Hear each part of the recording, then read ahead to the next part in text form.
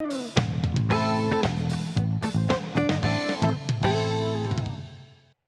back to A Closer Look. In mid-March, homes across the country will begin receiving invitations to complete the 2020 census. Here to tell us why a complete and accurate count is critical for you and your community is Tim Mataloni, Assistant Regional Manager for the U.S. Census Bureau. Thanks for joining me today. Thank you for having me. When did the census taking start? It started in 1790. Wow, it's been around a while. Yes. Right. Now, how is the process, how has it evolved over the years? Well, this census is the first census that we are doing that we can respond to the census online. We have three options. You can respond to the census via the internet or your smartphone, over the phone with our telephone assistance centers, or you can mail back the traditional paper form. Okay. Also, one other thing that did change from prior years is that in our address canvassing operation, where we went to make sure our address file was correct, in 2010, we did a complete and accurate assessment of that. 100% of the addresses were checked. In this census, we did about 35% check because we used other ways from the Postal Service or satellite imagery to help us answer those households' questions. So the census is every 10 years? Every 10 years. How will somebody be contacted to be asked to take the census? They would be asked either by someone knocking on their door if they don't respond. But what's going to happen starting March 12th, households will start receiving postcards in the mail, as well as letters reminding them to go online to complete their census form with the special ID code. If they do not do it after the first mail out, each week we are going to have additional mail outs and reminders.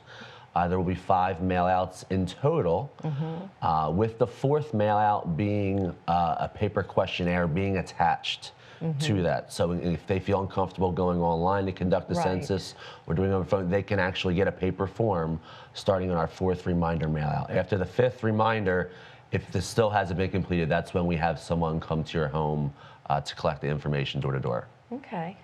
So it sounds like you're doing everything you can to get those numbers. Yes, people it's counted. very, very important that we do.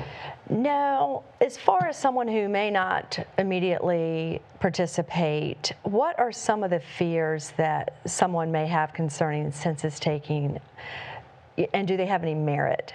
I think you're going to have your normal fears every year with the government, how they're using the data. This time around, it's the concerns with possibly hacking, but the Census Bureau has partnered with multiple groups, agencies to make sure that our systems are secure and we will not have any of those threats. We also develop partnerships within our communities to raise awareness, to have that trusted voice within the community explaining how important the census is. And someone who may come knocking on your door, they're going to have something to identify them. Yeah, they will have a census ID badge. They will have information with them. They will be conducting the census on an actual iPhone. It will be on an iPhone. They will be going door to door with. Okay, so they won't be physically writing it down. They'll just be entering the information. One thing, if no one's home, they will write a paper form, leave it to them because it's a specific ID number to their household. But everything will be done electronically. Now, how are the numbers used?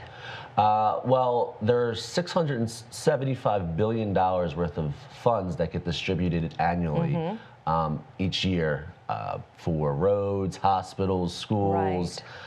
There's also how many congressional seats occur, as well as redistricting. So it's very, very, very important that we get a complete and accurate census. So someone may say, well, this doesn't really affect me, but it does, especially in your own community. Correct. Like you said, it could be roads or any other programs or initiatives that may benefit from this money as well. What segments of the population go underreported?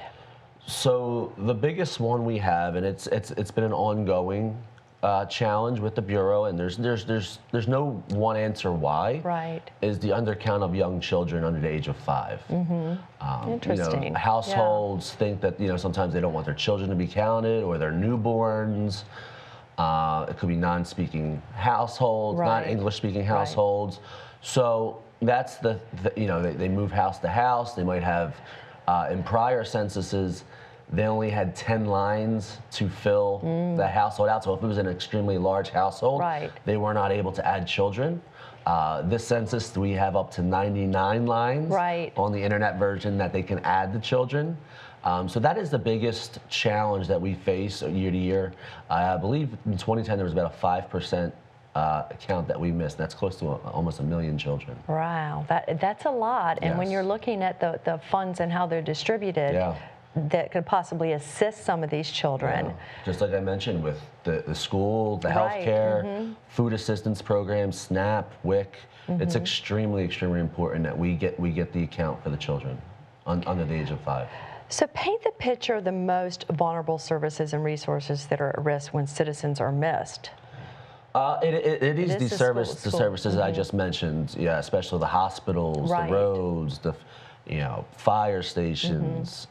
It's extremely important. They're missing thousands of dollars worth of funds per person per year that's missed. Really, and these that's get to- significant. Correct. Yes, it's very, very important that we do get a complete and accurate account. So as far as needing assistance hiring people, like to go door to door, what is the process and who are you looking for in regard to candidates? Honestly, we're looking for anybody that is available and has flexible part-time schedule or even a full-time schedule. You must be 18 years of age and have a valid Social Security number as well as a valid email address to be hired. You would have to apply, do some assessments, and then if we do have vacancies that we want to hire within the area to do conduct, we will call. But anybody, it can be a full-time job to somebody, it can be a part-time job, it can be a third job. Right. We need as many workers as possible to help us. Even some cases we have Uber drivers that Right. work part-time for the census. So it's extremely important that people just don't think of it as a full-time job. It's flexible hours, good pay. Right. And it's nights, evenings, and weekends. So we have a lot of hours that we need assistance from. And how can somebody apply? They go to 2020census.gov/jobs. Okay. They go to the job website. It should take about 10 to 20 minutes for them to fill out their application. It'll also go over what the pay scale is within that county, community, city, as well. Okay, great. And for more information, they can just go to the Census website as well. Correct. All right. Correct. Well, thank you. We for are joining again. me. We are hiring. Sure. We're making some selections now, but the bulk of our hiring will be coming in March. So we are going to be hiring thousands of employees. Okay, great. Not just locally, nationwide, to make sure that we have a complete and accurate account. All right, and it's important for everybody to be counted again. So. Yes, it is. All right, well, thank you, Tim. I appreciate your time. Well, thank you for having me. Well, that does it for this edition of A Closer Look. Thanks so much for joining us, and we'll see you next time.